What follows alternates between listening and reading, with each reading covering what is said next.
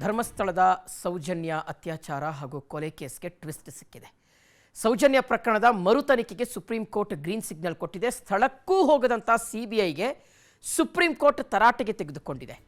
ಸೌಜನ್ಯ ತಾಯಿ ಕುಸುಮಾವತಿ ಅವರು ಸಲ್ಲಿಸಿದ್ದಂತಹ ಅರ್ಜಿಯ ವಿಚಾರಣೆ ನಡೆಸಿದಂತಹ ಸುಪ್ರೀಂ ಕೋರ್ಟ್ ತಪರಾಕಿ ಹಾಕಿದೆ.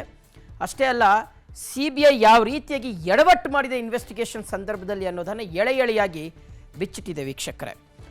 ಓಕೆ, ಸೊ ಯಾವ ರೀತಿಯಾಗಿ ನಿನ್ನೆ ಅಬ್ಸರ್ವೇಷನ್ಸ್ ಅನ್ನು ಮಾಡ್ತು ಸುಪ್ರೀಂ ಕೋರ್ಟ್, ನಾವು ನೋಡ್ತಾ ಹೋಗೋಣ.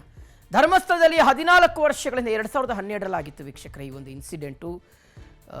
ಸೌಜನ್ಯ ಅವರ ಅತ್ಯಾಚಾರ ಮತ್ತು ಕೊಲೆ, ಸೌಜನ್ಯ ಅತ್ಯಾಚಾರ ಮತ್ತು ಕೊಲೆ ಕೇಸ್ನಲ್ಲಿ ಈಗ ಮಹತ್ವದ ಬೆಳವಣಿಗೆ. ಇದು ಕುಸುಮಾವತಿಯವರ ಕಾನೂನು ಹೋರಾಟಕ್ಕೆ ಸಿಕ್ಕಿರ್ತಕ್ಕಂಥ ಅತಿ ದೊಡ್ಡ ಜಯ. ಪ್ರಕರಣದ ಮರು ತನಿಖೆಗೆ ಸುಪ್ರೀಂ ಕೋರ್ಟ್ ಗ್ರೀನ್ ಸಿಗ್ನಲ್ ಅನ್ನು ಕೊಟ್ಟಿದೆ. ಈ ಸಂದರ್ಭದಲ್ಲಿ ಬಹಳ ಸೀರಿಯಸ್ ಅಬ್ಸರ್ವೇಷನ್ಸ್ ಅನ್ನು ಮಾಡಿದೆ. ಸಿಬಿಐನ ತನಿಖಾಧಿಕಾರಿಗಳ ನಡೆಯನ್ನೇ ಪ್ರಶ್ನೆ ಮಾಡಿರ್ತಕ್ಕಂಥದ್ದು. ಸ್ಥಳಕ್ಕೆ ಹೋಗದಂಥ ತನಿಖಾಧಿಕಾರಿಯ ವಿಚಾರವನ್ನು ಸುಪ್ರೀಂ ಕೋರ್ಟ್ ಗರಂ ಆಗಿರುವಂಥದ್ದು. ವಿಚಾರದಲ್ಲಿ ಸಿಬಿಐ ಸಮರ್ಪಕ ತನಿಖೆ ನಡೆಸಿಲ್ಲ ಅಂತ ಸುಪ್ರೀಂ ಕೋರ್ಟ್ ಹೇಳಿದೆ. ಸುಪ್ರೀಂ ಕೋರ್ಟ್ ನ್ಯಾಯಮೂರ್ತಿಗಳು ಹೇಳಿದ್ದಾರೆ. ಸಿಐಡಿ ನೀಡಿದಂಥ ವರದಿಯನ್ನು ಎಗೇನ್ ಸಿಬಿಐ ತೆಗೆದಿಟ್ಟಿದ್ದಾರೆ ಅಷ್ಟೇ ಅಂತ. ಸಿಐಡಿ ಏನು ವರದಿ ಕೊಟ್ಟಿತ್ತೋ ಅದನ್ನೇ ಸಿಬಿಐ ಪ್ರಸ್ತುತಪಡಿಸಿದೆ.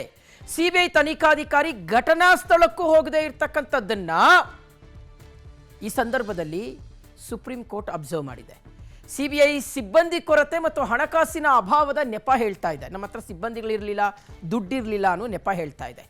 ಇದು ಅಸಮಂಜಸ ಅಂತ ಸಿಬಿಐಗೆ ಸುಪ್ರೀಂ ಕೋರ್ಟ್ ತರಾಟೆಗೆ ತೆಗೆದುಕೊಂಡಿರ್ತಕ್ಕಂಥದ್ದು.